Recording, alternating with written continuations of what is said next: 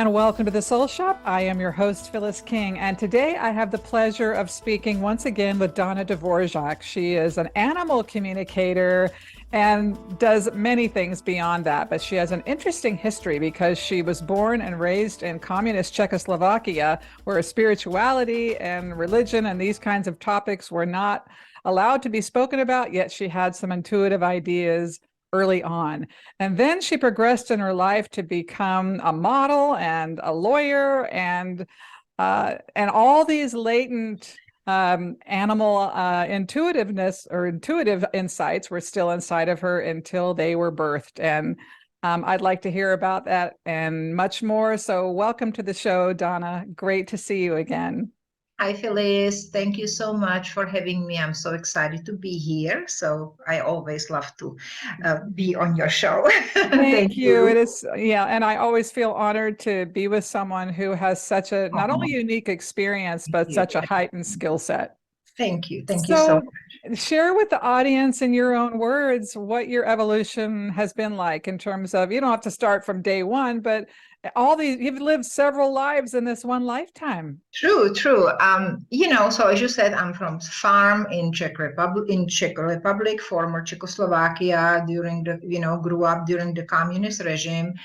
And because I didn't have anybody to play, I mean, I was the child there by myself. There was nobody, no kids. So I would always be around animals. And we had cows and we have goats, pigs, we had geese, hens, chickens, dogs, cats. But also because we were by a forest, we had sometimes, I know we had a pet deer because we found him in the forest. We Oh had my a little fox, hedgehog used to live in our veranda. So, I was just around animals and I really didn't have any other playmates. So early on, I realized that and I loved it. I was always very quiet child. I was not very exuberant. So I like to sit next to the animal and just kind of be with them. And then I realized that if I do that, I suddenly there is like this connection between me and the animal. It came from my middle of my chest, and it was really a little bit uncomfortable almost because it was like this draw, which like was so strong, and it was warm, and it was just I knew it was coming from the animal, and to me it was like we connecting. But as a child, you don't know this is a heart chakra, you don't know any of it. And when I did that, it felt to me like I used to call it I step out of myself. I empty myself of myself and I step into the animal. That was just my childish, description how it works. And when I did that, suddenly I was one with the animal and I could feel how they feel. I could understand what they want. And so I would sit with them like that and wait for that connection. And then we would just have like a conversation of sorts. God.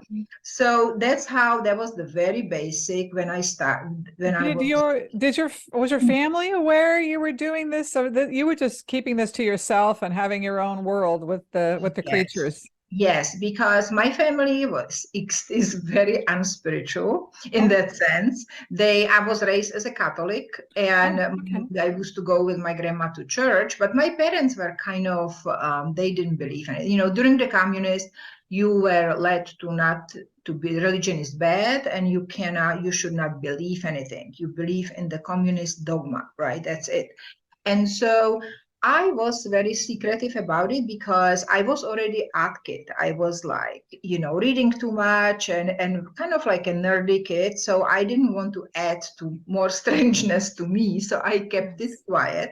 yes. And then you go to the school, you go to high school, you have a different. So I just kind of I always were close to animals, but I did put the animal communications a little bit on the back burner. You busy with life.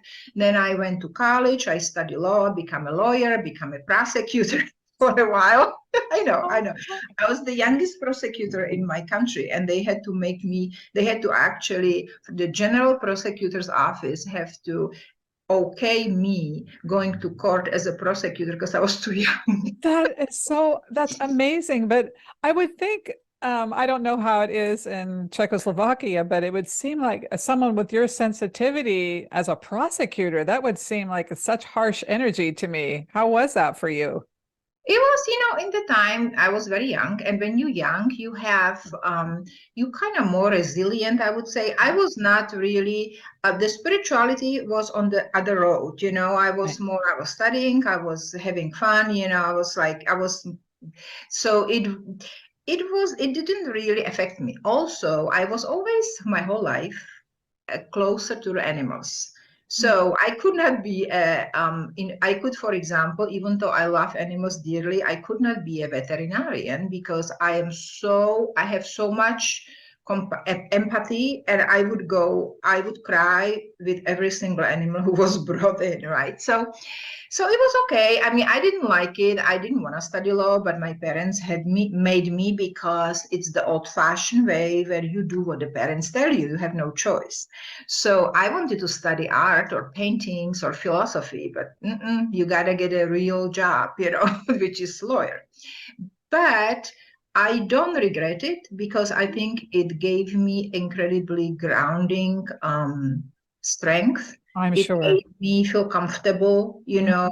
not to get easily intimidated in a group of powerful people because I know who I Mhm. am. So I think education is excellent. No matter what you get, just take it because you utilize it later on. Yes. So back to that, I was a prosecutor, but in the same time, I also secretly worked as a model because I met a photographer who introduced me to the modeling. So it was so funny because I was so really scared that the court I work for is gonna find I had a big poster of myself in Prague, and I was like, oh my God, I hope nobody will recognize me because I'm gonna get fired. Oh my, I've actually heard of things like that. So that was a real fear, It I'm was, sure. yeah, it was kind of funny. But then I got more with the modeling, and I never liked to be a prosecutor. So I stopped, I just quit that job and I become full-time model for a while, for a quite a long time. And then How did your family deal with that? Did they accept it or give in you that, trouble around it?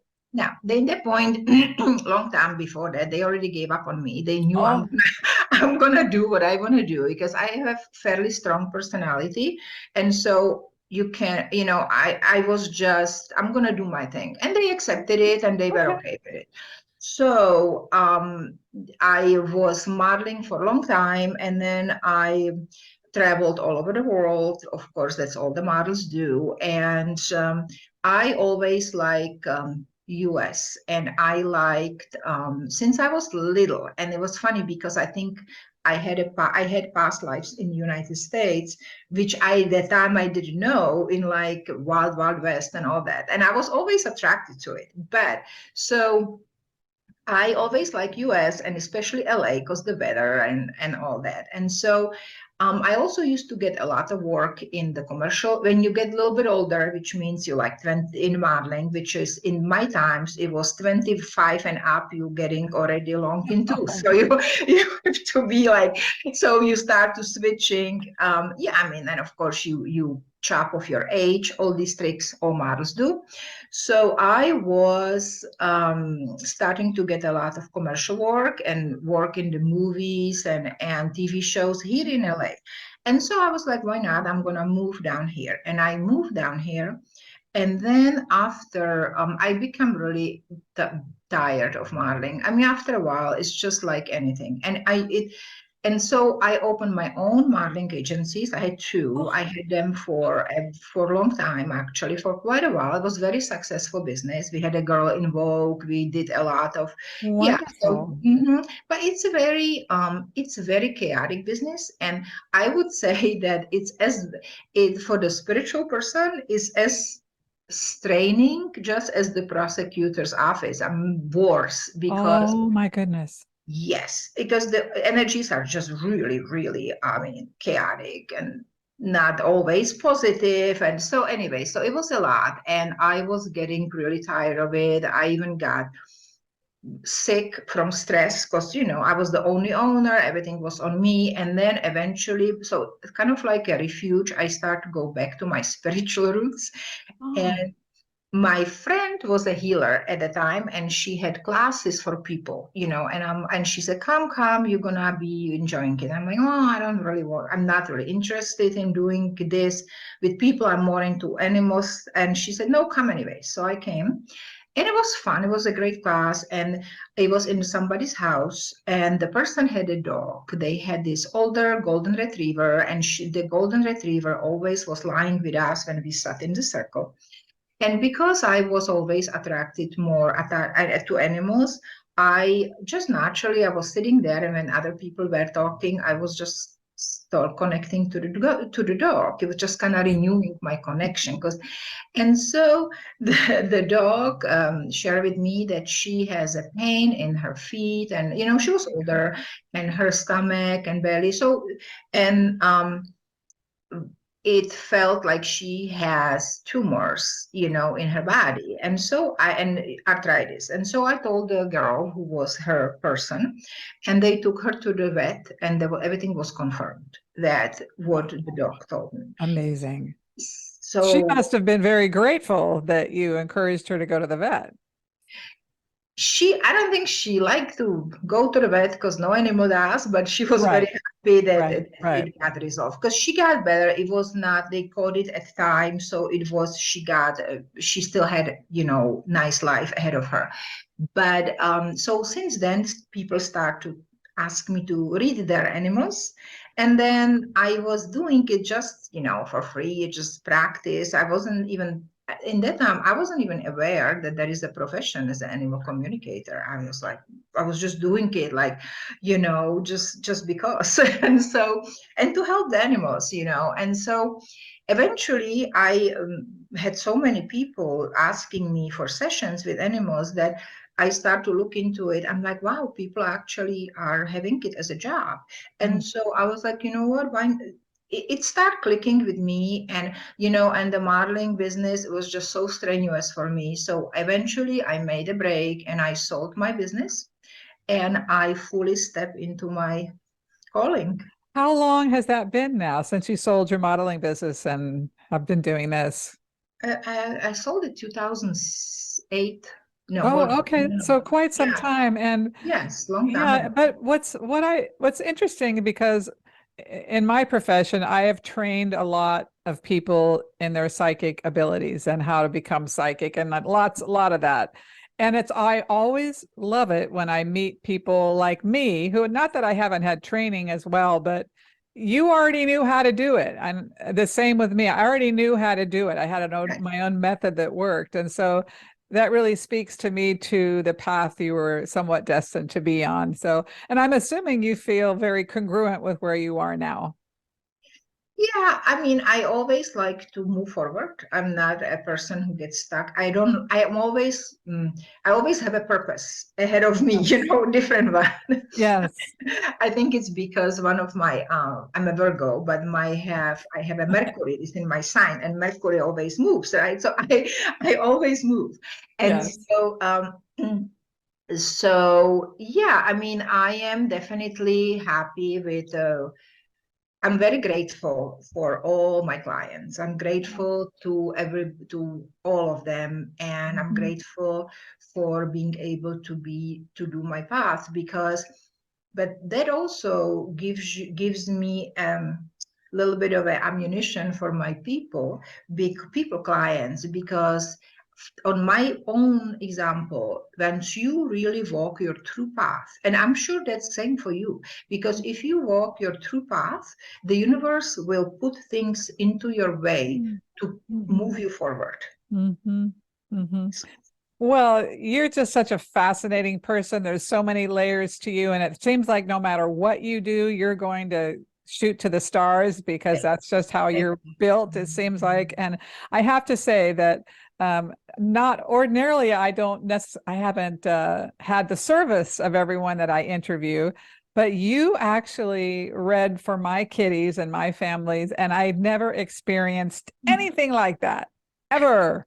You are so detailed and so thorough, and it's 90 minutes of just nonstop valuable information. Unbelievable, really remarkable. So I have to say, I can give you an incredible endorsement that I have full confidence in to anyone who's watching or reading this. But we want to dive into your work because that's what we're here to talk about as well. And we want to talk about that you do read people too, which is something I wasn't even aware of, but we'll just dive into the past lives piece. We can kind of bounce around because you even talked about past lives in terms of yourself in the United States. When did that begin? I mean, animals have past lives. You talked about my kitties, and I was like, I never even thought of that. And so they choose us, they choose to be with us time and again, or how does it all work? You know, it was interesting because I mean, I was always interested in past lives for people, right? Since I was little. I mean, for me, for us, like, you know, I believe in past lives, but I had no idea animals have past life at all. So how it came about was completely out of blue because I was just working as an animal communicator, you know, doing the usual stuff like seeing how the animal feels, what they want to eat, what they like, what they don't like, if there is any health issues, behavioral problems, you know, all the normal stuff which we all animal communicators do.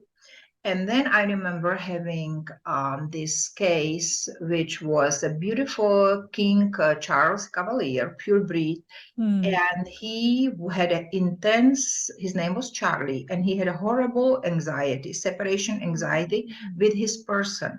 But it was only with the lady because it was a whole family. It was the lady, her husband, but he only was obsessed with the lady. And it was not like there was nothing wrong ever happened to that dog because he was from the breeder. He was taken as a puppy to this loving family. There were other two dogs, really, really beautiful setting, no traumas, right? But he has such an anxiety that even when she would go to the bathroom, he would have to follow. If she closed the doors, he would have a seizure. He literally had a seizure. It was so bad. So I was like, you know, okay, so they wanted me to look into it. So I was expecting some normal stuff, you know, maybe something triggers him, whatever. I don't know. So as soon as I connect to Charlie, I guess he flips into, starts showing me this. I knew immediately it's his past life. You just know. And he was not only it was his past life, but also he was human and he was being born. In that moment as a human, as a baby boy, and it was a terribly difficult birth, and it was really bad, and they took him out of his mother, and his mother was the lady who had him now. And so as soon as they took him away, I saw everything was very, very vivid. And they took him away. He was screaming. They cut the cord. And then he never saw the mother before because there was a lot of blood in that visual what I got, and she died at birth. Oh. It was just the sense of taking him away as a baby. He already had the sense of it. And so that was why in this lifetime, he did not want to be separated from her because he felt if he separated, she will die. He will never see her again. Wow. It was so shocking for me. I remember seeing this, you know, because animals communicate in visuals. So I'm used to getting visuals about what they want and how they feel. But this visual, I was like, wow, you know, this is so crazy because I couldn't even believe it. And I couldn't believe he was human. I was like, because I've never, you know, it's not done, right? You read all kinds of, you know, the pecking order, the different religions which tell you about reincarnations, and it's like from animal to person. And so anyway, so that was like a big break for me, and I was really scared to talk to the people because I was thinking they're gonna think I am completely crazy, like a really cuckoo bird.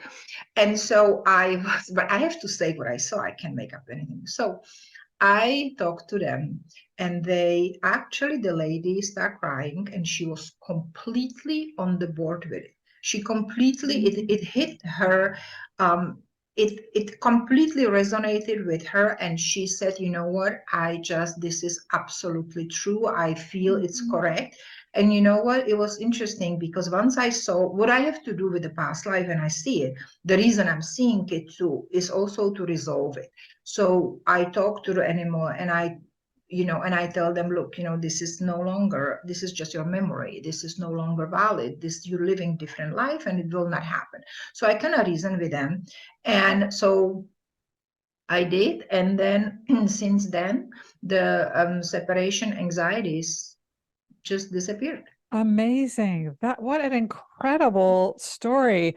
But I do have to say I'm really amazed at how you did that. I mean, I have a process to look at past lives for people, Mhm. but it seems like you just can get it. It's like you have a way of just getting it easily. That's not typical. I started with the animals, right? So with animals is for me is kind of actually anybody can get it easily with animals because animals show you. It's not like you're trying to extract it. So once I saw this with the past life, it was like a breakthrough when I realized that animals can have a past life, they can be reincarnated as people, but also I learned that animals have two selves. There's a physical self, so that I distinguish with the communication, the physical self, where actually you get informations about the normal stuff, food, how they feel, what they like, and so forth. That's the norm. And then they have a higher self, just like people, but on contrary of people, animals are constantly connected. There is constant connection between them and their higher self because they much more grounded, they more in that animal form, they more pure, they don't have a lower self. Mhm. So when I have no control. And from that higher self comes all these amazing information, such as Mm, past lives. They can tell you the future. They can give you really insights on their people. It's kind of scary sometimes what mm. the people should do, what they shouldn't do.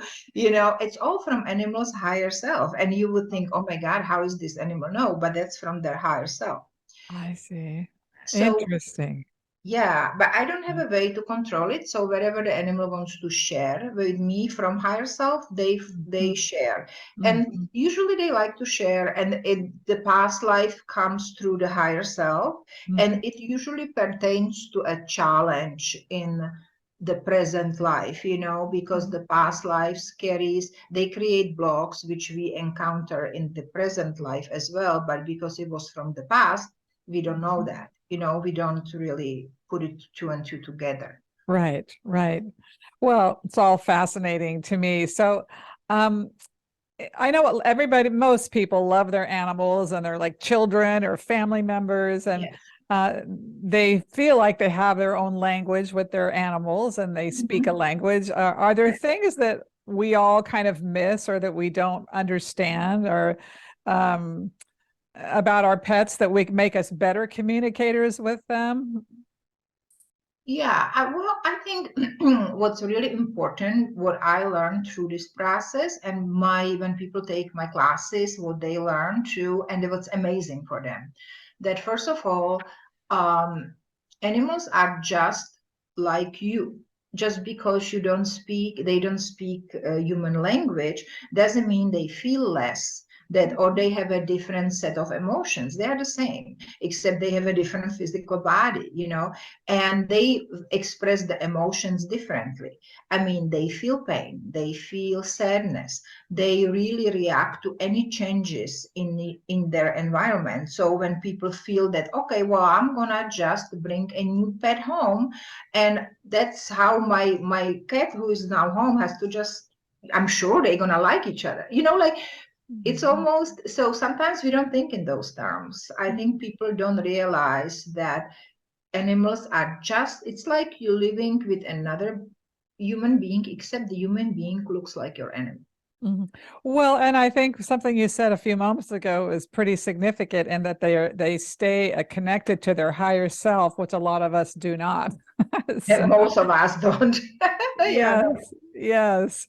Um, so what are some things we can do to improve our ability to be with our animals in a positive way and communicate better with them? Well, I think is we need to really respect them. That's Mm. one thing which is very important. And treat them. I know people love their animals, and of course they're like a part of the family. But not always we think about letting them know what's going on because you just don't think about it, right? Because the animal is not always talking to you like your children would or your spouse. Yeah. So what's really important for them, for example, is to let them know any changes which is going to be happening. If you are leaving for vacations or you're leaving for a couple of days or you're gonna be, you need to tell them. You need to tell them. Do we tell them verbally or how do we tell them? Yeah, I mean, obviously, if you decide to learn, you can take a class, how to communicate. And a lot of people do it, and it's great and beneficial, at least the first level, because that just shows you how to really connect. But not always you have to do that. If you just want to tell them change is going to be happening, you sit with them, take a little quiet moment, and Mm. really slowly you tell them, I will be leaving tomorrow and I will be back next Thursday. Give them the dates, but speak clearly and slowly. And be focused on what you're saying, because what happens is animals communicate mostly with visuals. And when we speak, we don't know this. It's an subconscious, we make visuals about what we speak about. If you actually take time, and I tried it, and you think about it, we do. When you speak about an apple, you Oh, think yes. about the apple, you have You're it in your right. mind. Yeah, but you don't really think about it. It's so quick. Right. We make like hundreds of these visuals as we speak. But the Mhm. animals, because that's how they used to communicate and they connected to us, they Mhm. pick it up. So that's how they read your mind. So when you focus and you actually let them know what's going on, they pick it up from your mind. They will know. Mhm. Mhm. And this actually, and it's absolute proof. I got validation on this with my hairdresser, who used to come to LA from Ohio, and he would be gone every month for a week, coming to LA for his Oh. client. And he had a little chihuahua who loves him, but she would stay home with his wife. And Mhm. he said, please advise me on do something for, like, help me, because every time I leave, the dog goes berserk and she is so naughty and she doesn't listen to my wife. She is doing terrible things. She is just really, and then when I come home, she's fine. So I told him, just tell her you're gonna leave and when you're gonna be back. And he did. And next time he said, you know what? It's amazing, because he didn't believe it. He was like, yeah, blah, blah, blah. It's not. And he was like, oh my God, it really works. So even though it sounds kind of super simple, it works. And I recommend every time there is a change in the family, you're gonna move. That is a must. You're gonna move, you're gonna get a new furniture, you're gonna have a repairman coming, or you're gonna have Mhm. a party. Always let the animal know. Or if there is a new person gonna be living with you, because that can create havoc in the and especially if they be bringing a new animal, that Mhm. creates and not a great dynamics if the home animals are ambushed by somebody moving in. Mhm. So yeah, always let them know about any changes, and they will so appreciate it, and they will really really be grateful. That's great advice, but I really learned something here today or relearned it or something when you said that when we say it, we visualize it. I thought about that. Yeah, you're right. We do, and how meaningful that can be to them. Well, I mean, there's so much. So first of all, you do your 90-minute animal communication sessions. Do you do those in person or just on the phone? Or I mean, I think you did ours. We weren't even there. You did it without my Yes. presence, right? Most of my work is remote Okay. because I really don't need to have the animal physically there. And I have all my clients are all over the world. So, and I don't have to have the person on the phone. I don't have to have the animal on the phone or on the Amazing. Zoom. No. So, well, it's actually, and pretty much all the communicators do it like that. Everybody has a different, prior, I guess, comfortable ways. But the remote way is really great for me. That's because I just need a picture of the animals, age, name, and some details. And then I connect to the animal telepathically, because that is really way how animals communicate long distance, Well, And and I just know when you did my animals and everybody in my house, my children primarily, you knew how they related to each one of us. You knew the color of their hair. I mean, you knew, yeah, you know how to tune in for sure. So I can tell anyone watching or who ends up reading this that and as I keep saying to the audience, Donna is going to be featured in Eden Magazine. That's why I keep talking about different things in a different way here. But you started doing readings for people too? Did that always happen, or the animals were telling you to read for the owner? How did that come about? okay. First of all, I was actually really strongly opposed to do any readings for people. I was like, no, I don't want to get there. It's not my interest. I want to just work with animals, right? And then one thing I learned when seeing the past life of Charlie very first, when I started to work with past lives of animals, which was really shocking revelation for me, but it kind of helped me to eventually also start working with people, was that the soul takes on the physical body which they need to learn the experience, and that the experience is actually the really driving force of how the soul will reincarnate, because the experience will enhance the learning process of the soul so they can get into higher vibrational state. So it's all about experience, which kind of negates everything what I ever read, that there is, pecking order. There is not. And this really is, there is another animal communicator who's been doing this for much longer, and she's just started to read past lives. However, and she independently on me, and then later on we talked, she came up with the same conclusion. So it's not just only myself. So basically the soul can become, your animal been a person before, and you can be an animal after or anything else. It just depends on what experience you need to get for your advancement of your soul. I see. So then I realized, well, you're really speaking to the soul, doesn't matter what physical body it is in, And as I was doing but I still was not, it's kind of make it more, or it made me to understand it better, that I could work with people as well. But it actually came about that people who I did readings for their animals, they say, hey, by any chance, do you do people too? Really, for as detailed and thorough as you are, it would be a good reading, I'm sure. Yeah, so and that's how it started. And I said, okay, well, I'll try it, right? And it's just start happening. And Now, I didn't notice on your website, will tell your website in a moment, but is there a section for people readings too, or just animal? it is funny, is not, I because didn't think so. no, I have actually, right, I would say I have a really nice number of people clients. However, it's all word of mouth, because I have not put up my people website yet. And that's actually changing now as I'm working on, my animal website needs to be redone anyways. So now finally I'm going to have a people website as well. And it's so funny because not only I do people session, I also teach classes for people. All of that when I have no website and no advertisement, zero. So, but it is what it Well, is. that speaks volumes to how great you are and amazing service you provide. And I'm sure your classes, are those ongoing, or how do the classes work for animal communication development? Well, for animal communications, I have a few levels. Level 1, which everybody who is interested has to take. It's mandatory. You cannot take anything else because otherwise you take level 1. Then level 2, then I have health and healings, because that's an area which I'm really interested. It's in animals. I love doing that.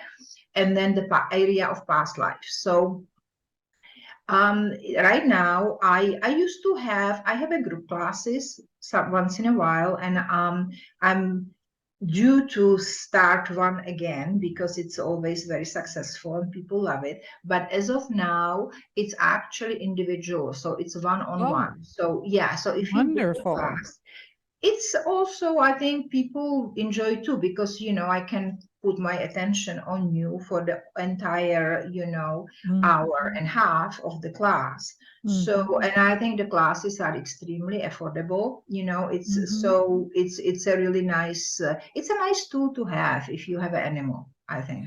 Well, I think it's just fantastic that you are providing all the different angles and services to help us be more compassionate pet owners and understand them more and process our own evolutionary pattern. And you're doing so much. I can see why it's hard to get in with you and why you're so busy. You're filling up the space that you have, which is wonderful. And I so appreciate all that you do. Thank you. Please tell us your website and anything else we need to know in this short Um, time. Yeah. my website is Dana Dvorak, animalcommunicator.com. So it's simple. My name, first name, Dana Dvorak, then last name Dvorak, animalcommunicator.com. And then my phone number, my email is danacommunicates@yahoo.com. Mhm. And my phone number is 310-600-3695. But all these informations are on my website. So Yes. if you go there, you can get all of those. Well, you're fantastic. I know for in the first person, you are you walk the walk and you talk the talk, as we Thank say. You are the you. greatest, and I love what you're doing. It's such a wonderful service, and thank you for doing it.